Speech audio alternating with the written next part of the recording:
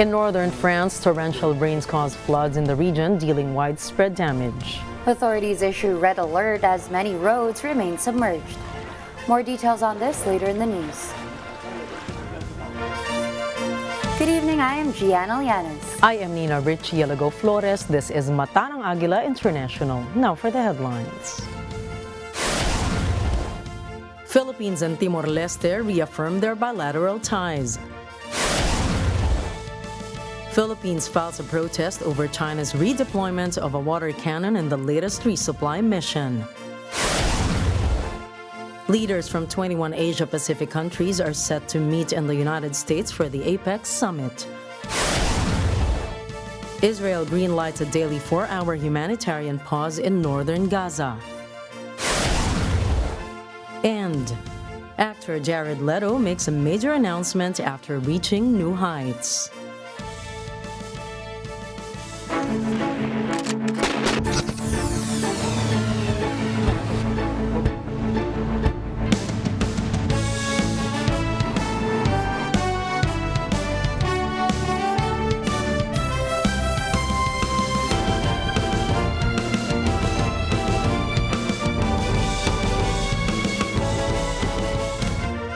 President Ferdinand Marcos Jr. has emphasized the significance of Timor-Leste President Jose Ramos Horta's visit to the Philippines, stating that it marks the strengthening of ties between the two nations. Elijah Villanueva tells us more.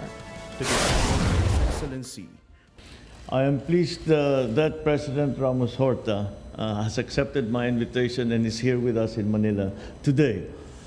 He is a good friend of the Philippines, and I am happy to note that this visit of the President is not the first visit that he has made. It is one of many visits that he has made to the Philippines. And today we will adopt him as an honorary Filipino. During their discussions, the leaders explored the establishment of direct flights between Manila and Dili and deliberated on mechanisms for managing tensions in the West Philippine Sea. Additionally, both leaders committed to holding policy consultations in Timor-Leste in the near future. President Marcos highlighted the aim to enhance educational cooperation between higher learning institutions in the two countries through increased student exchanges. He expressed a commitment to supporting Timor-Leste as the Department of Science and Technology deploys a team to Dili to assist in improving skills in food processing. Ramos Horta also agreed to the establishment of a bilateral security agreement. After the meeting, he extended an invitation for President Marcos to visit Timor-Leste, emphasizing the desire to further expand the relationship between the two nations. And on a final note, I also take this opportunity to affirm the Philippines' support to Timor-Leste's membership bid in ASEAN. Elijah Villanueva for Mata ng Agila International. Trusted, connected, on point. A big-time oil rollback is seen to take effect next week. According to the 4-day estimates of oil industry firms, gasoline prices may possibly drop by 80 centavos per liter. Kerosene, on the other hand, could decrease by 1 peso and 78 centavos per liter. Meanwhile, diesel price is predicted to be lowered by 2 pesos and 72 centavos per liter.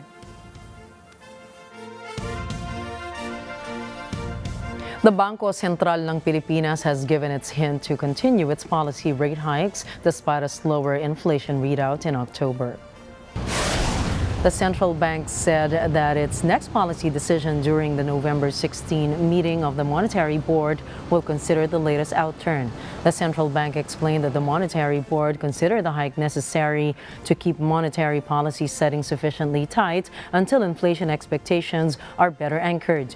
In October, the country's inflation rate eases to 4.9% from 6.1% in September. The central bank expressed its readiness to undertake further monetary action as necessary to prevent supply side pressure on prices and to dislodge inflation expectations. The Department of Health, or DOH, has logged 5,178 cases of leptospirosis in the country from January to October 14. The health department translates this as 74% higher compared to the 2,981 recorded cases in the same period in 2022. The agency has logged an uptick in death, reaching 568 this year compared to 398 last year. DOH data showed regions with the highest cases of leptospirosis in the last 7 months are NCR with 1,322 cases, Region 6 with 646 cases, Region 2 with 463 cases, Calabarzon with 430 cases, and Region 11 with 310 cases. Meanwhile, NCR is considered to have the highest number of deaths in the country with 149. The health department reminds those who go down in the flood to thoroughly wash their body with soap and rinse them with clean water. Individuals exposed to the flood are advised to visit the nearest health center to receive doxycycline to counter leptospirosis. The Department of Education, or DepEd, has seen improvements in the students' performance based on the pilot assessment of the new Matatag K-10 curriculum. The agency said that based on the feedback they've received, the students now become more attentive, participative, and tend to volunteer more. The agency, however, disclosed that the feedback is only based on the field assessments the DepEd has been receiving. Meanwhile, the department has also asked the Philippine Institute for Development Studies for a more in-depth study of the implementation of the program. The agency vowed that it will continue to monitor the new curriculum and impose adjustments if needed. Matatag curriculum was launched on September 25 in 35 schools in selected regions.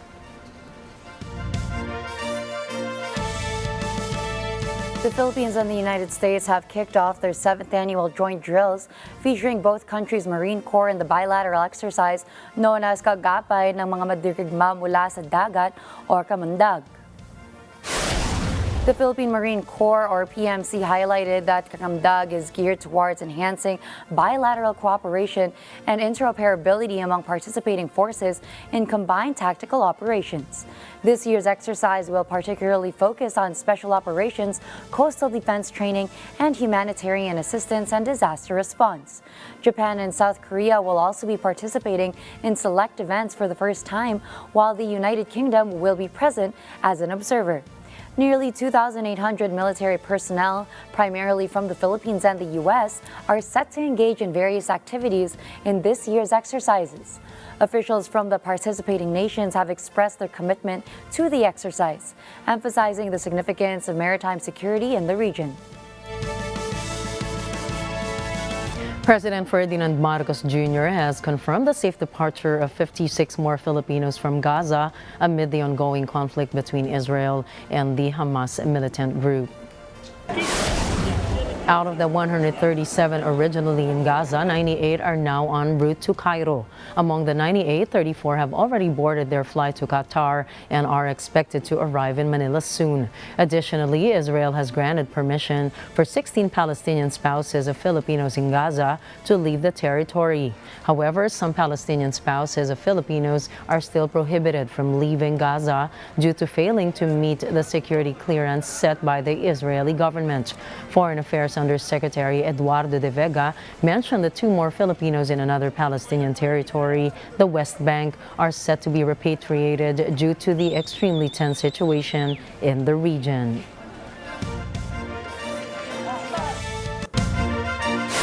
Coming up, China ramps up tensions in the West Philippine Sea. The 6th annual Paris Peace Forum addresses climate change, AI regulation, and global cooperation. And Israel greenlights a 4-hour humanitarian window. Stay tuned, Mata ng Agila International will return for more global news.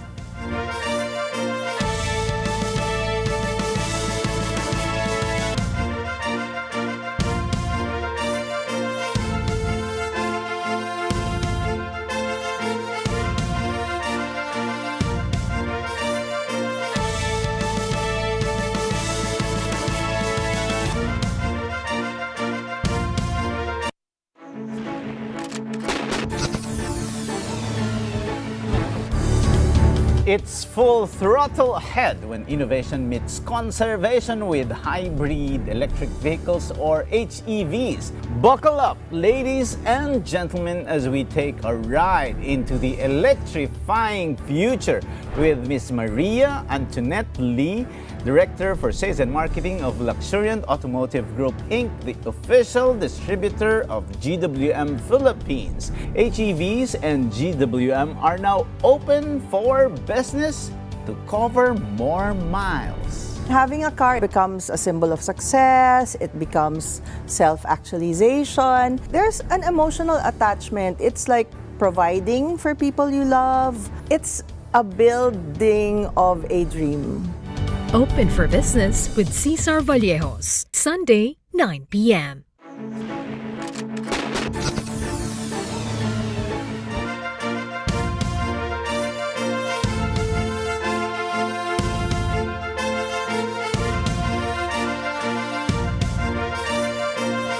Welcome back to Mata ng Agila International. The Philippines has taken a strong diplomatic stance against China, filing a protest over the water cannon incident that put Filipinos at risk during a resupply mission to Second Thomas Shoal. This move also comes in response to reported reckless harassment, blocking and dangerous maneuvers by Chinese Coast Guard and maritime militia vessels against Philippine ships. Some Chinese vessels have also tried to prevent another resupply mission, again with water cannons. However, the Philippine supply boat successfully completed their mission to the Philippine Navy ship BRP Sierra Madre, stationed at Second Thomas Shoal. President Ferdinand Marcos Jr. commended the efforts of the Philippine Navy and Philippine Coast Guard in carrying out these missions. Meanwhile, the National Task Force of the West Philippine Sea has unequivocally called for the immediate departure of the Chinese boats involved in the dangerous activities from the vicinity of the shoal.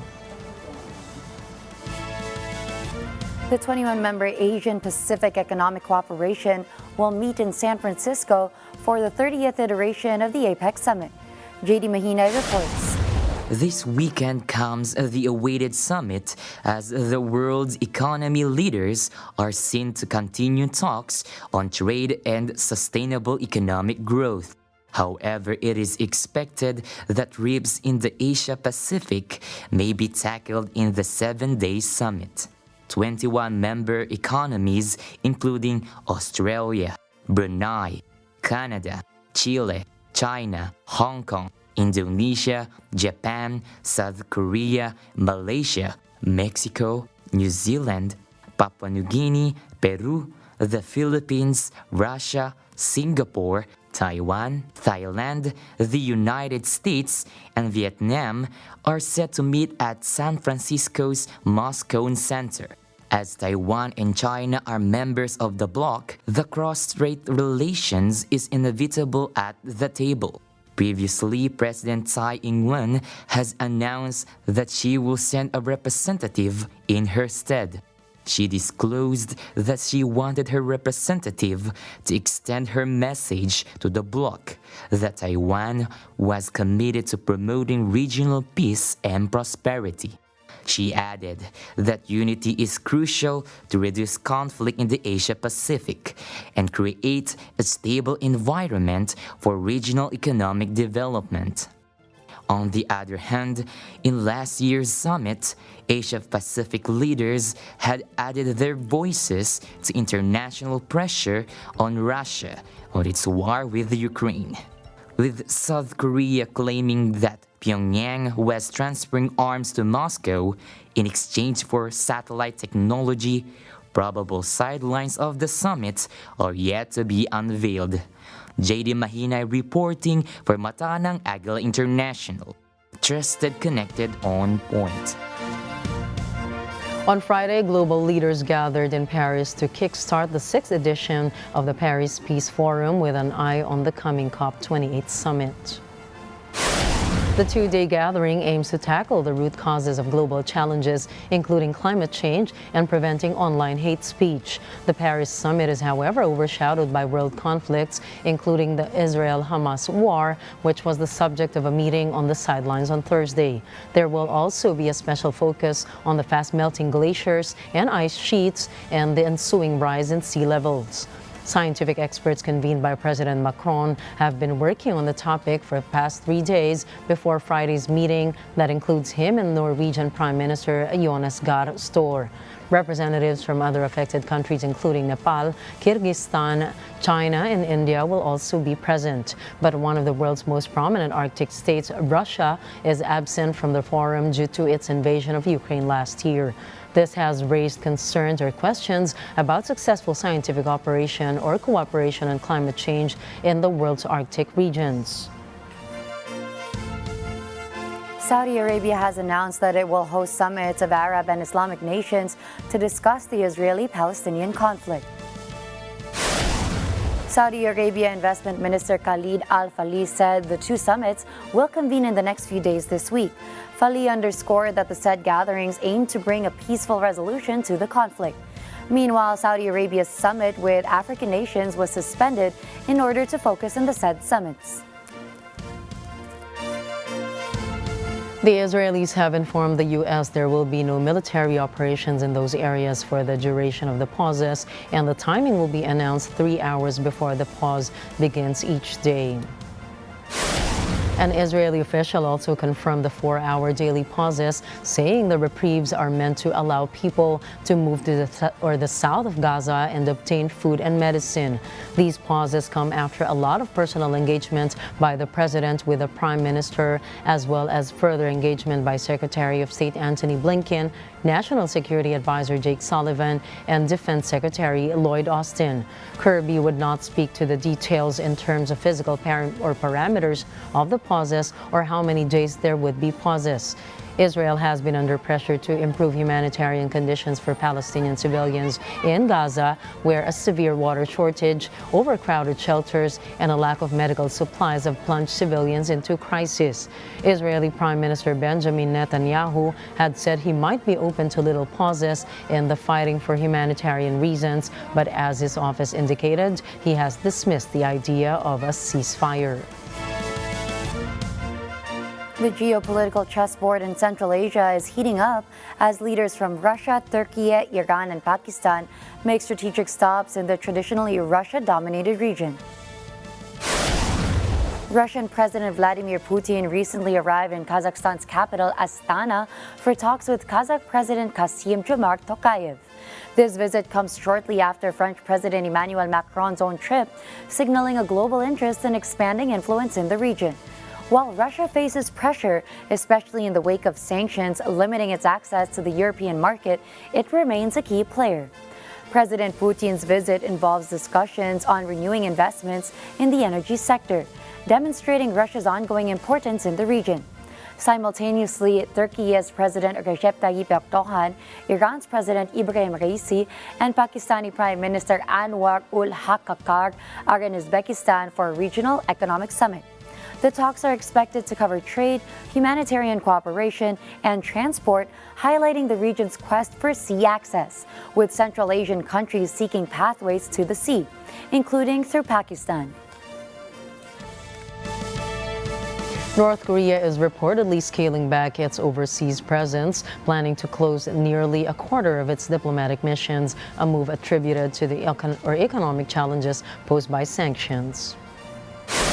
North Korea, facing the impact of years of UN-led sanctions, is closing embassies and consulates in multiple locations, including in countries traditionally considered allies. Media reports indicate that North Korean ambassadors in Uganda and Angola have announced the closure of their embassies during farewell visits. The closure trend extends to locations such as Hong Kong and Madrid, with a possibility of additional closures in around 8 other locations.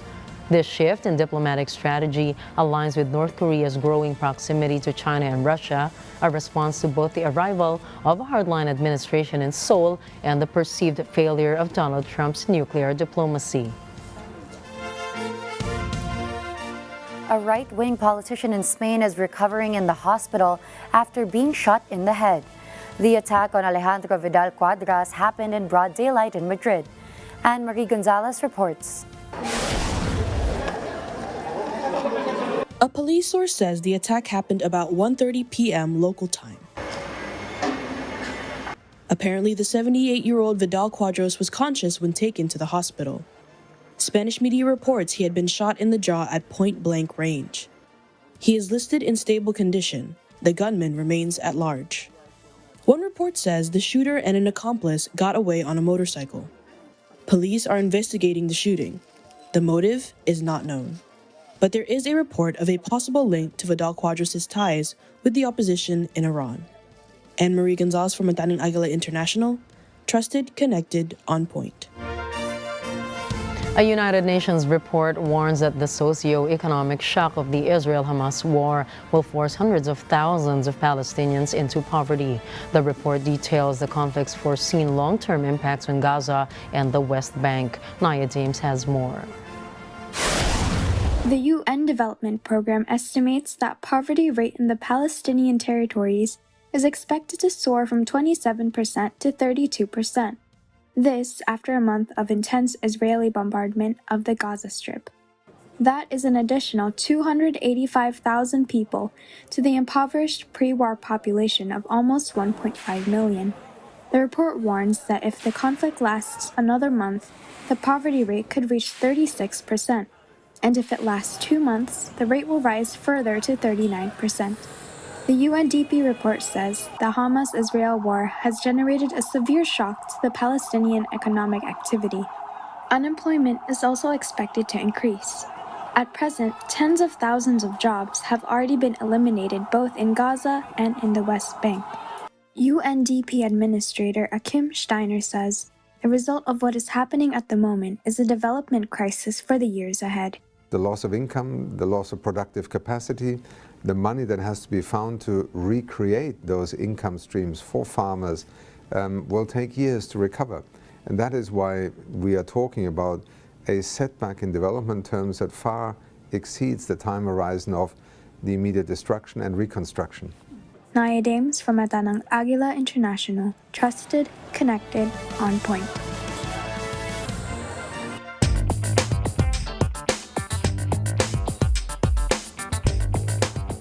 The United States announces a significant $553 million project to construct a deep water shipping container terminal in Sri Lanka's port of Colombo. This move is part of the U.S. efforts to compete with China in the realm of international development financing. The project is touted as providing critical infrastructure for Sri Lanka and has the potential to transform Colombo into a world-class logistics hub positioned at the intersection of major shipping routes and emerging markets. This U.S.-backed financing initiative comes at a crucial time for Sri Lanka as the country grapples with a severe financial and economic crisis. The Port of Colombo has been operating near its capacity since 2021, and the new terminal is expected to cater to the needs of growing economies in the Bay of the Bengal region. Entertainment boss Bob Iger says Disney is entering a new era of business after a year that focused mainly on job cuts and restructuring. Iger says the problems at Disney have been fixed and earlier decisions resulted in bigger savings for the company. Disney slashed its expenses by $7.5 billion, which is more than its original target of $2 billion. For the fourth fiscal quarter, Disney's streaming businesses reported an operating loss of $387 million. The figure showed an improvement over $1.47 billion loss during the same period last year. Disney Plus added nearly 7 million subscribers over the 3 months ended in September, when films like Guardians of the Galaxy III and Little Mermaid drove people to the platform. The streaming giant is also making other moves to enhance its sports-focused content. Iger has blamed some of Disney's problems was putting stress on quantity over quality as it tried to expand its offerings for the streaming service. Mitsubishi Heavy Industries has doubled its forecast for defense orders to a record of $10.7 billion in the current financial year. CEO Seiji Izumisawa says it is reasonable for their company to hike their estimates since Japan is boosting its military defense. Tokyo has announced they will double defense spending to 2% of gross domestic product by 2027. Mitsubishi is Japan's top defense contractor for missiles, tanks, submarines, and other defense equipment.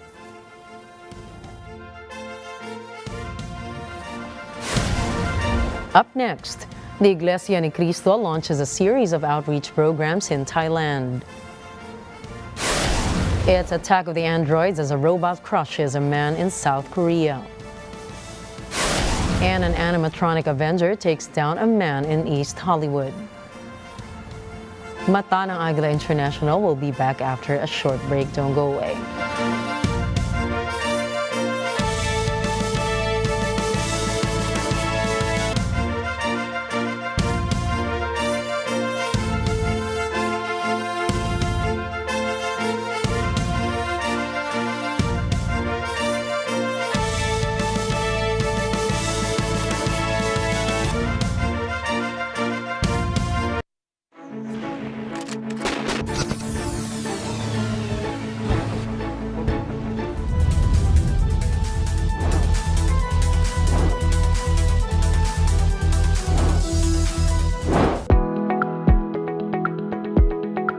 Sa ikalawang anibersaryo ng programang ito, tumatak na sa inyong puso. Kaya tutok lamang dahil ito ang Responde, Mata ng Mamamayan. Magulang ng batang may hydrocephalus sa Puerto Princesa City sa Palawan, humingi ng responde. Lalaking ilang taon nang nagdurusa dahil sa sakit sa kanyang mga paa, ating binigyan ng bagong pag-asa. Mga environment warriors sa itinuturing na Natural World Heritage Site sa Pilipinas, ang Tubataha Reefs, nasa Responde na.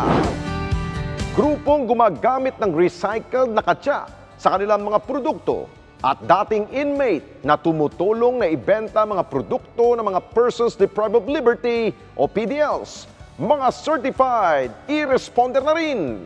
Kaya pala ako pinalaya para tulungan ko ang mga bilanggo. Sabado, alas 6 hanggang alas 7 ng gabi, ito ang Responde, Mata ng Mamamayan.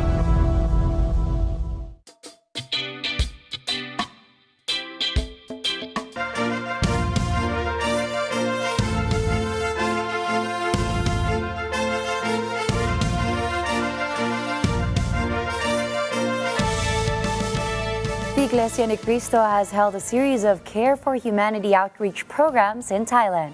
Rawi Rat Montilla tells us more.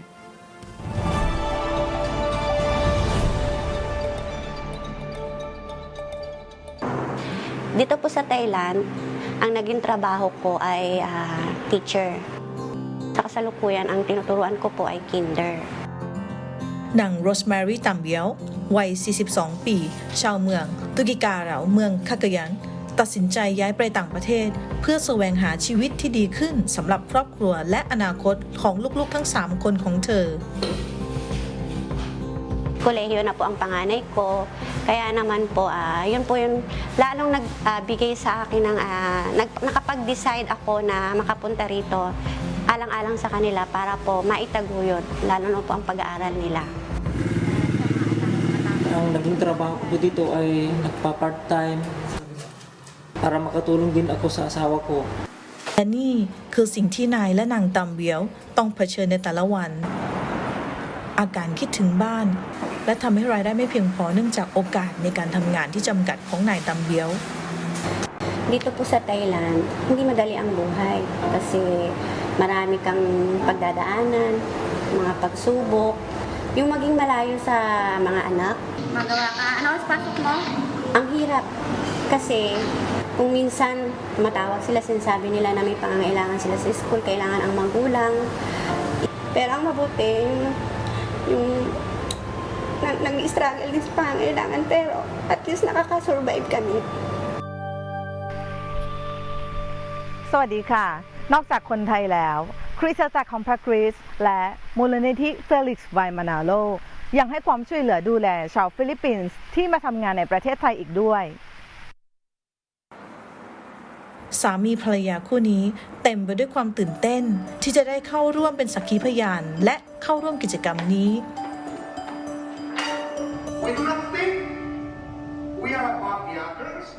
Nandun po ako. Bakit nakapingin? Paano ang pagtulong? May binibigay silang care package. May mga ilang gulubod na malaking bagay. Makakatulong po sa pang-araw-araw. Pero hindi lang po yung care packages ang tingnan ko na naipigay nila. Nanonood ako sa mga nila, mga binabahagi nila. Napunat ako kasi hindi lang pala dito sa Thailand, sa Pilipinas, sa buong mundo. May mga ganito silang care for humanity na nakakagulat at nakakahanga dahil marami silang tinutulungan, marami silang nabibigyan na mamamayan na mas nangangailangan ng tulong. Demonstrate His supreme love. เราทุกคนล้วนได้พบประสบปัญหาและความท้าทายต่างๆ แต่คำสอนของพระเจ้านั้นได้ให้ความหวังและความมั่นใจแก่เราเสมอในการต่อสู้ศึกของตัวเราเอง นั่นคือเหตุผลว่าทำไมนายและนางตามเบียวจึงให้ความสำคัญกับความจริงที่ได้ถูกเผยแผ่มากกว่าแค่สิ่งของที่พวกเขาได้รับเกี่ยวกับความรอดของพระเจ้า Kumang ako na nakita ko po mismo at narinig ko sa mga bagay na kung ano yung pwede nilang maitulong spiritually at saka yung mga advices nila. Kaya sabi ko nga po sana magtuloy-tuloy yung pagdalo namin sa mga ganitong care for humanity kasi nakakatulong po siya hindi lang physically at mentally na nakatulong po sa akin na mas lalo po akong pinatatag. Na dahil po sa ganitong pagkakataon, may mga tao po na nandyan na handang tumulong, na magbibigay lakas sa iyo para magpatuloy kung saan man kaming panig ng mundo, lalo na malayo po kami sa aming pamilya. จากประเทศไทยระวีรัตน์หอมยามเย็นมนติเลียรายงานข่าวพิเศษ Worldwide Care for Humanity In Ontario, Canada, registered nurses are given the opportunity to expand their roles, which include being able to prescribe certain medications.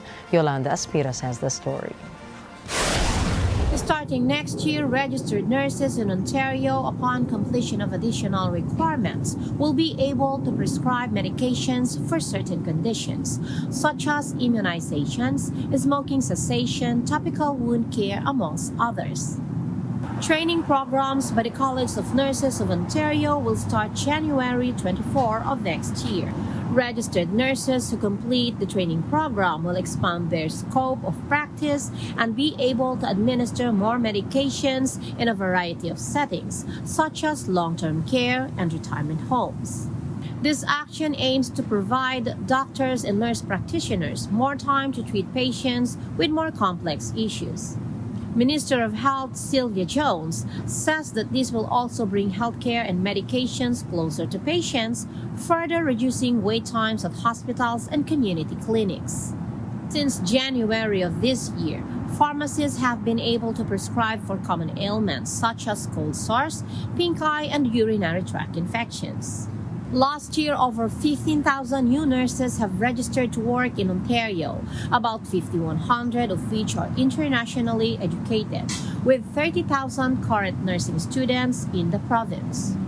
In Toronto, Ontario, Yolanda Aspiras from Agila International. Trusted, connected, on point. Apple co-founder Steve Wozniak has suffered a minor stroke while in Mexico. After being hospitalized briefly, Wozniak has returned to the United States. Anna Cui has the details. This is the hospital where Steve Wozniak had been taken after experiencing dizziness and being unable to walk. Doctors gave the 73-year-old an MRI scan. They say it showed he had a minor stroke. There's no immediate word on Wozniak's condition. He had been scheduled to speak at the World Business Forum in Mexico City. Wozniak co-founded Apple with Steve Jobs in 1976. He left the company in the early 1980s. Jobs died in 2011 at the age of 56. Anna Cui from Agila International, trusted, connected, on point. Northern France is bracing for more bad weather. More torrential rain has been forecast for the region 2 days after a historic rise in water levels caused widespread damage. Glenn Cadusale has the details. Dozens of towns in northern France have been flooded. A red alert issued earlier this week remains in effect following more heavy rain Thursday. People are being told to stay home. The Interior Ministry also advises people to stay out of basements, stay away from streams and rivers, and unplug electrical appliances. Many roads are submerged and people are getting around in boats. Schools have been closed. The government says some 1,500 firefighters are helping with rescue efforts. So far, no deaths have been reported, although at least 7 people have suffered undetermined injuries. Glenn Cadusale for Mata ng Agila International. Trusted, connected, on point. In South Korea, a man was crushed to death by an industrial robot in Goseong County. Reports said a robotic arm at a distribution center pushed an employee against a conveyor belt, crushing his face and chest. The robot seemed to malfunction after mistaking him for a box of vegetable. The man, a robotics company worker, was inspecting the robot's sensor operations before the incident. The man sustained grave injuries and was sent to hospital but died later. According to state media, the robot was tasked to transfer boxes filled with bell peppers and place them on a pallet. The Los Angeles Police Department deployed its robot dog during an armed standoff involving a man who boarded a metro bus carrying a gun in East Hollywood. Local media reported the standoff began at 4 in the morning when a passenger became wary of the suspect sleeping on the bus with a gun under his seat. Authorities say the bus driver and passengers were safely evacuated. Police, on the other hand, surrounded the bus and called in the SWAT team. The suspect eventually surrendered to the police. The robot dog marched and boarded the bus to retrieve the man's weapon. Police in Montreal, Canada, are investigating after 2 Jewish schools in the city had been hit by gunfire. The trouble comes as tensions spike in Canada over the Israel-Hamas war. Thomas Likeness has that story. School staff arrived Thursday morning to find bullet holes in the front doors of the schools. Police report no casualties, no suspects have been arrested. Parents like Valerie Dahan, who have children attending the schools, well, they're apprehensive. I try not to worry, but it's a natural instinct to be a little bit worried at all times, definitely, especially when it concerns the children. The shootings follow the firebombing of a synagogue in Montreal earlier this week. There have also been clashes between pro-Palestinian and pro-Israeli student groups at the city's Concordia University. In a separate incident at the university, vandals painted swastikas in one of the school's buildings. All of this has Montreal residents on edge. Tina Sharma says this isn't the Canada that she emigrated to. I feel like moving back to my country.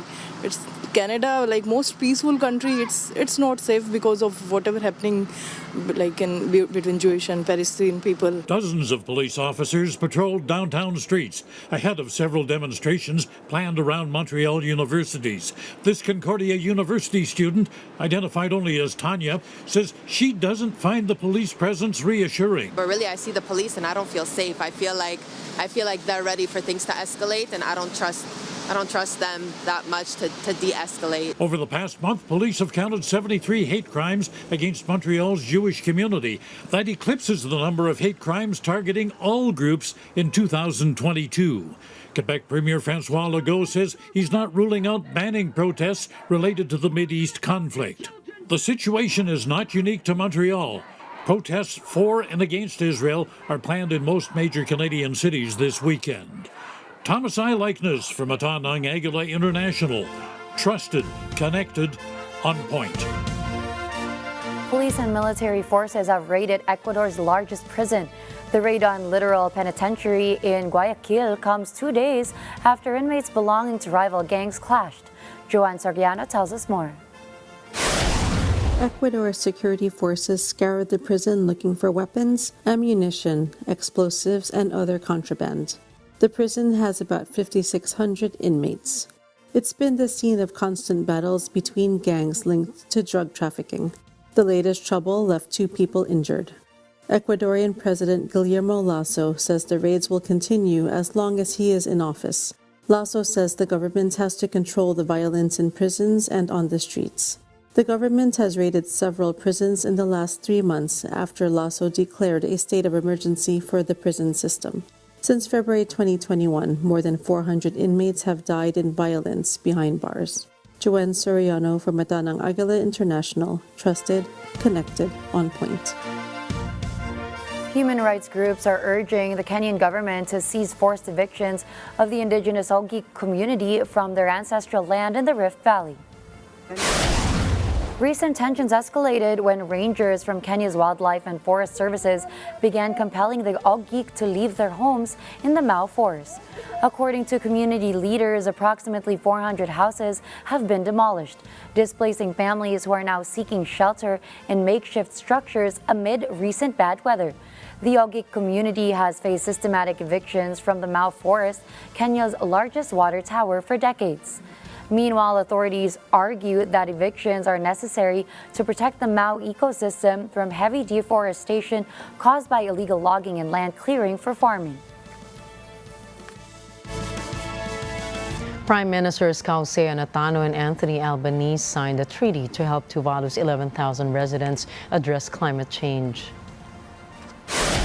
Refugee law experts say the pact is the most significant Pacific agreement in history. Climate scientists fear the entire archipelago of Tuvalu will be inhabitable within the next 80 years. Records show 2 of Tuvalu's 9 coral islands have already disappeared due to rising sea levels. In Tuvalu, we are living the realities of climate change and sea level rise as you stand watching me today at COP26. We cannot wait for speeches when the sea is rising around us all the time. Climate mobility must come to the forefront. We must take bold, alternative action today to secure tomorrow. The agreement provides that citizens of Tuvalu would be able to live, study, and work in Australia. The treaty also offers Tuvalu natives to access health, key income, and family support upon arrival in Australia. Natano says the accord with Australia was a beacon of hope for Tuvalu.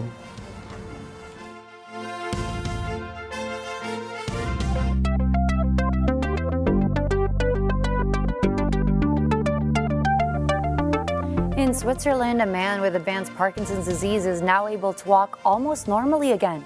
This after electrodes have been implanted in his spinal cord. Bernadette Ragini tells us more. This medical first is achieved by Swiss researchers who had previously pioneered similar breakthroughs. The same group has helped paraplegic people walk again. Research director at Parkinson's UK, David Dexter, says this could be a game-changing technology to help restore movement in people with advanced Parkinson's. Dexter says, however, that the procedure is invasive and more research is needed. 62-year-old patient Mark, who lives in France, has suffered from the debilitating brain disorder for about 30 years. Like more than 90% of people with advanced Parkinson's, Mark has had great difficulty walking. Mark says freezing episodes are particularly awful. When these episodes happen, patients are temporarily unable to move, putting them at risk of falling. Mark says if a patient has an obstacle or if someone passes in front of them unexpectedly, they start to freeze and then fall. Much remains unknown about Parkinson's disease, making treatment difficult. The symptoms can seriously affect the lives of patients, at times confining them to bed or a wheelchair. When the opportunity arose to undergo surgery in Switzerland, Mark seized it. Bernadette Regini for Matanang Agila International. Trusted, connected, on point. Omegle, the video chat service known for connecting users with strangers at random, is shutting down after 14 years due to widespread misuse of the platform, particularly incidents of sexual abuse involving minors. The decision to close the site comes in the wake of a lawsuit settlement where Omegle was accused of connecting an 11-year-old user with a sexual predator. The closure is a response to the platform's darker side that has emerged over the years, deviating from its initial purpose of connecting people globally. Omegle has faced intense scrutiny for becoming a platform linked to child pornography and other forms of abuse. Reports indicate that the platform has been mentioned in over 50 cases against pedophiles in the last 2 years alone.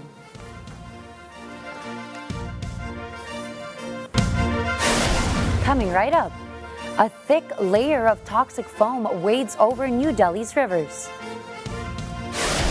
30 Seconds to Mars frontman Jared Leto makes an announcement 1,000 feet above ground. And Taylor Swift hits the stage in style as she brings the Eras Tour to South America. Catch more news in sports and entertainment when we return.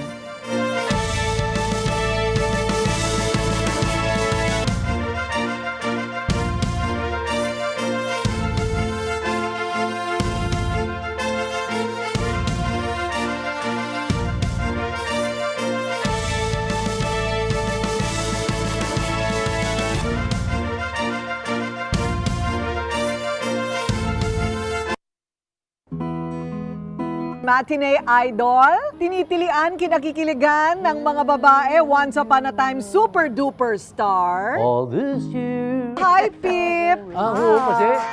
Tirso Cruz, the third is in the house! Totoo ba ang balita na ang tawag sa'yo ay Pip, hindi fourth? Hindi. Hindi Fifth rin third? talaga. Fifth lang. May the third ako. Kumakanta ka na talaga. Ganon? We say mabuhay. Gusto mo ko, kukunin mo ko, kakanta ko, walang problema. Napapagod ka na ba ng kakasagot sa mga tanong na? Kumusta na si Guy? Paano natapos yung Guy and Pip? Naging kayo ba? Ito bang mga barkada mong nagsabi sa'yo na isikreto mo yung kasal mo, huwag kang aamin na kasal ka na? Ako lang ang mabait doon.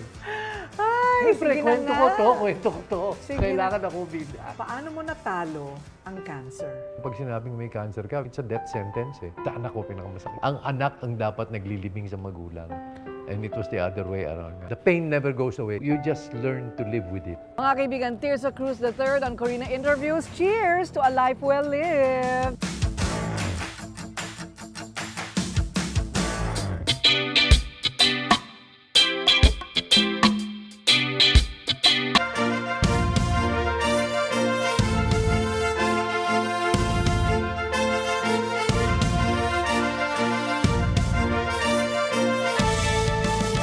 After days of negotiations for the handover, Colombia's ELN guerrilla group finally freed the father of Liverpool footballer Luis Diaz, ending a 12-day kidnapping ordeal.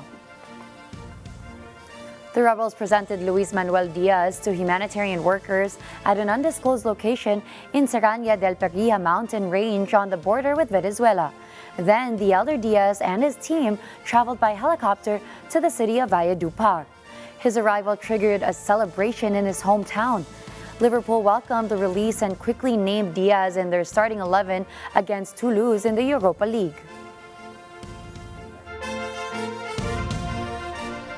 A thick layer of toxic foam has once again coated parts of Yamuna River near New Delhi. The pungent foam, a mixture of sewage and industrial waste, has formed over sections of the Yamuna River, which flows about 855 miles south from the Himalayas. According to experts, the foam contains high levels of ammonia and phosphates, which can cause respiratory and skin problems. For decades, sections of the Yamuna River have been plagued by the dumping of toxic chemicals and untreated sewage. Its latest arrival has coincided with hazardous levels of pollution that have sickened many of New Delhi residents. The toxic foam was also joined by a searing blanket of smog that prompted residents to wear face masks to minimize exposure to the fumes. In Thailand, tickets have been selling out fast for rides on a special floating train. The route starts in the capital Bangkok and passes through the Pazak Jolal Sid Dam in Lopburi province, 6 hours away on an elevated track just above water level, which officials say has been unusually high this year. Tourists can take in the scenery and snap some photos while the floating train stops over the middle of the dam for 20 minutes. The train then will pull into Koksalung Station for 30 minutes, where they can shop for local products. Finally, the train will pull into the dam station, where tourists could eat a local lunch or take a van trip to see sunflower and fern gardens. Tickets for a round trip between Bangkok and Pastak Jolasid cost 330 baht or $9.27 in a non-air-conditioned carriage, and 560 baht or $15.74 in an air-conditioned carriage. The train runs only at weekends between November and February, with tickets being sold out until next year. I feel the scene is like, have you ever seen the Ghibli train? Yeah, it seems like the train is driving along with the river or dam. It seems like Spirited Away movie for me. And mostly for the tourists, they will see the stereotypes of Thailand music, oh, just like Bangkok, Chiang Mai or something. But like, if you walk along here, you can also see like other views. And like the markets here is like, I think it's like more local.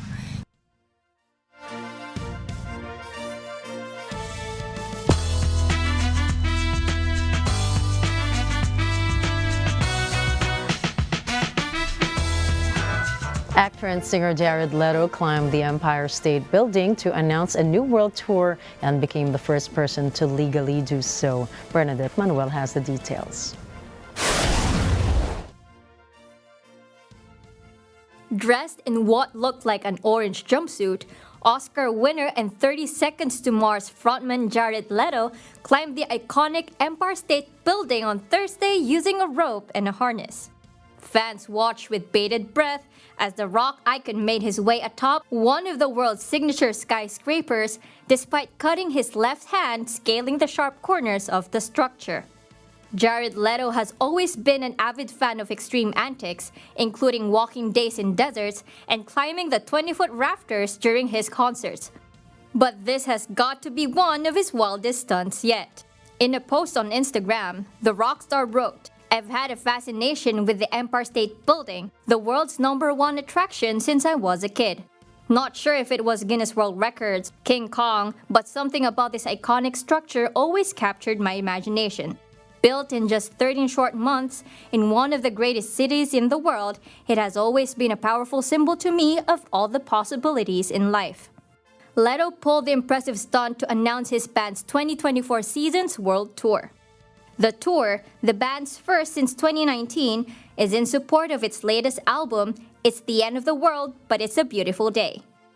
The 51-year-old Hollywood star scaled the building from floors 86 to 104, a roughly 20-minute climb almost 1,300 feet in the air. The Dallas Buyers Club star said the stunt was, in his own words, about doing those things that you aspire to do, crossing off a coveted item on his bucket list. The season's 2024 World Tour would be the band's first headline tour in over 5 years and will begin in Latin America from March 15 to March 30. Then the band will head to Europe from April 16 to June 1. Later in the year, they will tour Australia and New Zealand from September 12 to September 19. Bernadette Manuel for Mata ng Agila International. Trusted, connected, on point. Remember when the Canadian Prime Minister practically pleaded for Taylor Swift to perform in his country? Well, Swift announced she will bring the Eras Tour to Toronto and Vancouver. Swift's Eras Tour pays homage to her every album and 17-year music career. Financial analysts coined the term T-Swift lift to describe the economic effects cities saw when her tour came to town. Sources say her tour also had impressive economic effects, boosting the United States economy by $4.6 billion. In New Zealand and the Philippines, which were not part of the Eras Tour, many fans booked their tickets to Australia, Japan, and Singapore to watch her concert. To tell us more about Taylor Swift, here is Sarah Alcantara.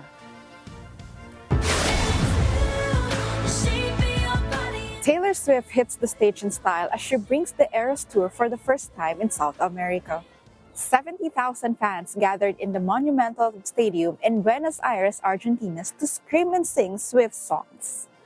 The Grammy Award winner did not fail her South American fans. She delivered a 3-hour concert which included surprise songs between the 1989 and Midnight albums. Her set list has a total of 45 songs. After a 3-night back-to-back concert in Buenos Aires, Swift will head to Rio de Janeiro in Brazil and wrap up the South American leg of Eras Tour with 3 shows in São Paulo. Meanwhile, Swift's Eras Tour concert film continues to reach milestones at the box office. The film already crossed more than $231 million at the global box office. It surpassed Justin Bieber's Never Say Never concert movie, as well as Hannah Montana and Miley Cyrus' The Best of Both Worlds film.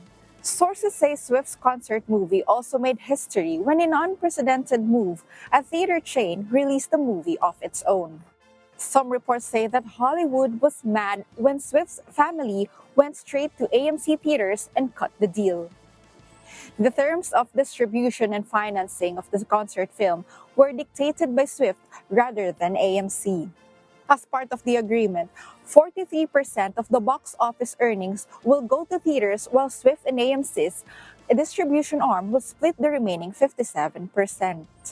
Sources say no exhibitors or distributors except AMC and Cinemark were aware of the film's release plans until the morning of Swift's announcement.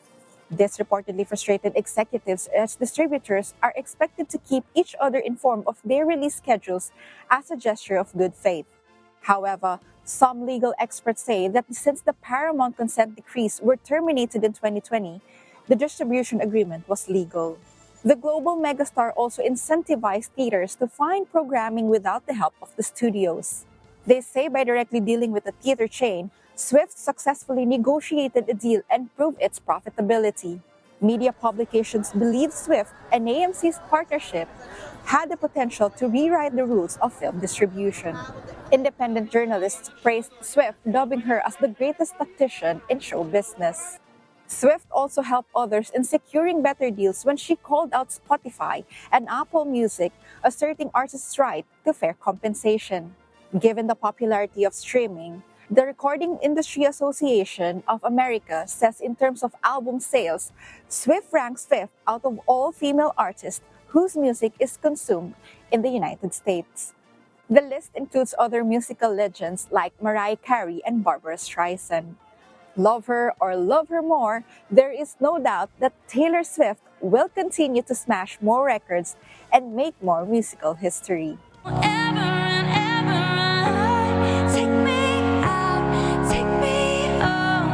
I am Sara Alcantara, London Bureau for Mata ng Agila International, trusted, connected, on point.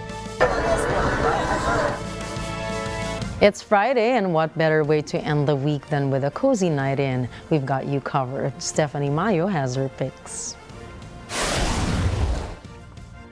Here are 3 movies based on best-selling novels that you can stream on Netflix right now. Pride and Prejudice. Swoon and fall in love with the 2005 romantic drama directed by Joe Wright based on Jane Austen's novel of the same name. Keira Knightley stars in the lead role of Elizabeth Bennet, while Matthew Macfadyen plays her romantic interest, Mr. Darcy, in a tale about 5 sisters from an English family of landed gentry as they deal with various social issues. Awakenings. Nominated for 3 Academy Awards, the critically acclaimed Awakenings is a 1990 drama based on Oliver Sacks' 1973 memoir. It tells the story of neurologist Dr. Malcolm Sayer, played by Robin Williams, who discovers the beneficial effects of the drug L-Dopa in 1969 and administers it to catatonic patients, including one character played by Robert De Niro. The Boy Who Harnessed the Wind. Chiwetel Ejiofor's 2019 directorial debut is based on the memoir of the same name by William Kamkwamba and Brian Miller. It's an inspirational story about a 13-year-old boy who is kicked out of school when his family can no longer afford the fees. He then learns how to build a windmill to save his village from a famine. Stream on Netflix. Stephanie Mayo for Mata ng Agila International, trusted, connected, on point. Now, so many things to look forward to and movies this weekend. Happy Friday, Gianna. Happy Friday and happy weekend. And to end the week, here's a quote from rock star Mr. Purple Rain himself, Prince. I don't live in the past. I don't play my old records for that reason. I make a statement, then move on to the next.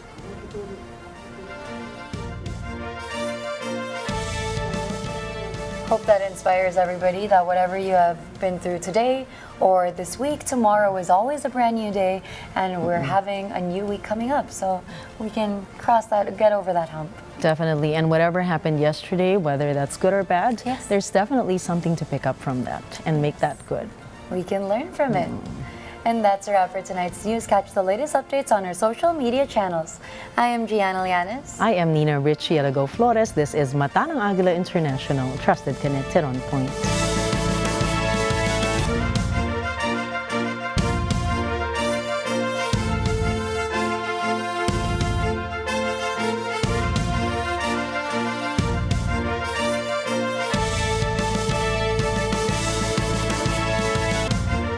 Thank you for choosing Mata ng Agila International, your trusted news source, connecting you to the world and on point with stories from around the globe. Follow, like, and subscribe to @Net25 TV.